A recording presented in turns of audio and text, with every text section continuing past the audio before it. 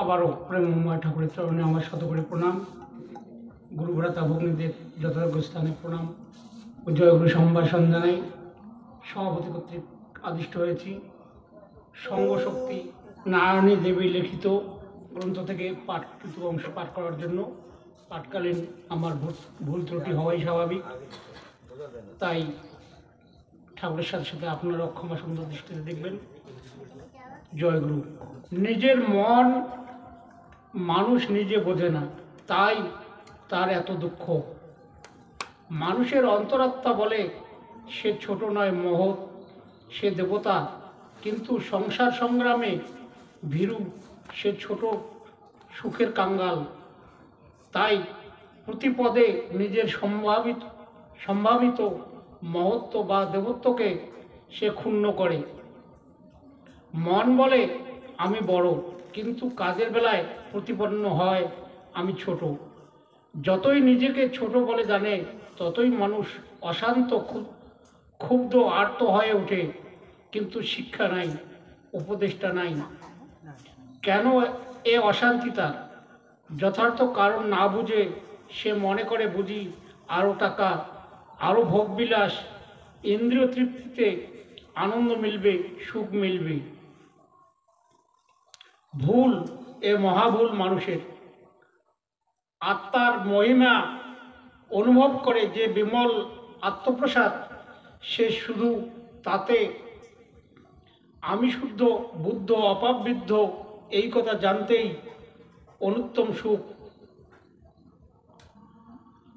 রাজসিংহাসনে বসে অতুল ঐশ্বর্য, প্রফুল্ল যৌবন উপভোগ করেও মানুষ সুখী হয় না, যতক্ষণ সে না মনে জ্ঞানে জানে সে সৎ, সে পবিত্রাত্মা। বিবেক যে জাগ্রত প্রহরী, সেই বিবেকের ধিক্কারে প্রত্যেক মানুষ অসুখী।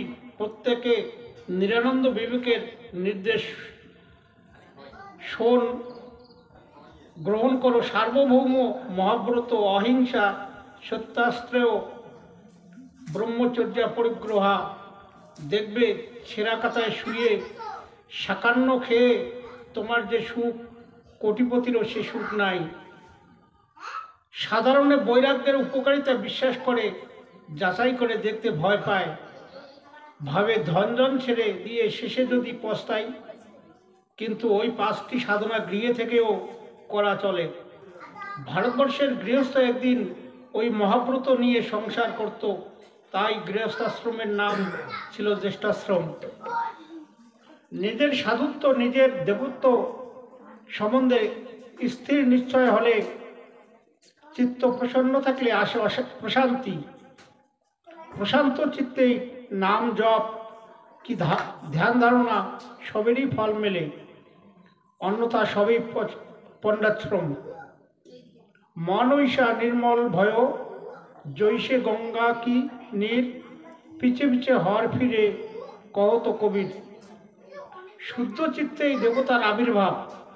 বাসনা মুক্ত নির্মল চিত্তকে অধিকার করে বসবার জন্য দেবতাই বেকুল হন, সাধককে বেকুল হতে হয় না। নিষ্ঠা ও রুচি থাকলে যে কোনো পথেই যে পরমার্থ লাভ করা যেতে পারে, এ নিয়ে আর মতদ্বৈধ নাই। শ্রী রামকৃষ্ণ তার নিজের জীবনে হাতে কলমে এই সত্য পরীক্ষা করে ধর্মজগতে গোড়ামির যুগটাকে শেষ করে দিয়ে গেছেন। তাই বলে প্রত্যেকেই আল্লাহ, কালী, গড তিনটেকেই ভজতে বলেননি। স্বধর্মে নিষ্ঠা থাক, কিন্তু পরধর্মে বিদ্বেষ মারাত্মক, এই তার উপদেশ। সুতরাং সব মত বা পথ মিলিয়ে সুবিধা মতো এর খানিকটা ওর খানিকটা খুঁটে নিয়ে ধর্মজীবন গঠন করব, এমন মামার বাড়ির আবদারে প্রশ্রয় তিনি দিয়ে গেছেন। এ যদি আমরা মনে করি তো ভুল হবে। পথ অগণ্য আছে ঠিকই, কিন্তু পরমহংসদেবের ভাষাতেই কতগুলি সদর রাস্তা আর কতগুলি যেন পায়খানার রাস্তা, কি আস্তাকুরের পথ। কোনো পথ শুদ্ধ, কোনো পথ নোংরা, শুদ্ধ পথ দিয়ে যাওয়াই ভালো। জগতে মহাপুরুষ বা গুরু যারা, তারা বিশেষ অধিকারীকে কোনো গোপন পথের সন্ধান দিলেও সার্বভৌমভাবে কোনো না কোনো শুদ্ধ পথের হদিশই দিয়ে যান। ভোগ লোলুপতা বা ধর্মের ছলে বাসনা পরিতৃপ্তির মতলবে তাদের উপদেশের মন গড়া বিশেষ একটা উপদেশকেই প্রাধান্য দেওয়া অসাধুতা। আমরা গুরুর কাছে শুনেছি আমাদের গৌরাঙ্গের পথ, ভক্তিপথে অদ্বৈত জ্ঞান লাভ করা আমাদের সাধনা। কিন্তু ভক্তিপথ জিনিসটা বোঝা বড় সহজ নয়। শাস্ত্রে নানা রকম ভক্তি এবং তার নানা রকম সাধনার উল্লেখ আছে। ভক্তাবতার গৌরাঙ্গদেব তার প্রত্যেকটি সমর্থন করে গেছেন। কাজেই গৌরাঙ্গের পথ যে কোনটা তা কে জানে। আবার চৈতন্যোক্ত সাধন পঞ্চক বলে যে 5টি সাধনার উল্লেখ গৌড়ী ও বৈষ্ণব মহাজনরা করেছেন।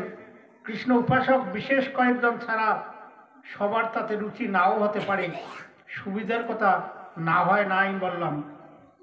সৎসঙ্গ, কৃষ্ণ সেবা, ভাগবত নাম, ব্রজে বাস, এই পঞ্চ সাধন প্রধান। কিন্তু এই সার্বভৌম উপদেশ হলো কি? কৃষ্ণ সেবার পরিবর্তে গুরু সেবায় যদি কারো প্রীতি হয়, ভাগবতের পরিবর্তে সারস্বত গ্রন্থাবলী পাঠ, ব্রজে বাসের স্থলে আশ্রমবাস যদি কেউ করে, প্রকৃত বৈষ্ণব বলবেন ঠিকই করবে। মহাপ্রভু কৃষ্ণ সেবা, ভাগবত ও ব্রজ এই 3টি কথা সাম্প্রদায়িকভাবে ব্যবহার করেননি। জগৎগুরুই শ্রীকৃষ্ণ।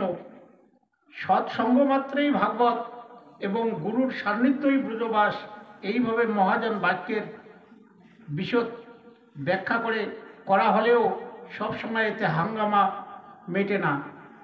আমাদের মতো যারা অল্প বুদ্ধি, অনুদার, তাদের এরকম ক্ষেত্রে অনেক প্রশ্ন এবং সংশয় ওঠে।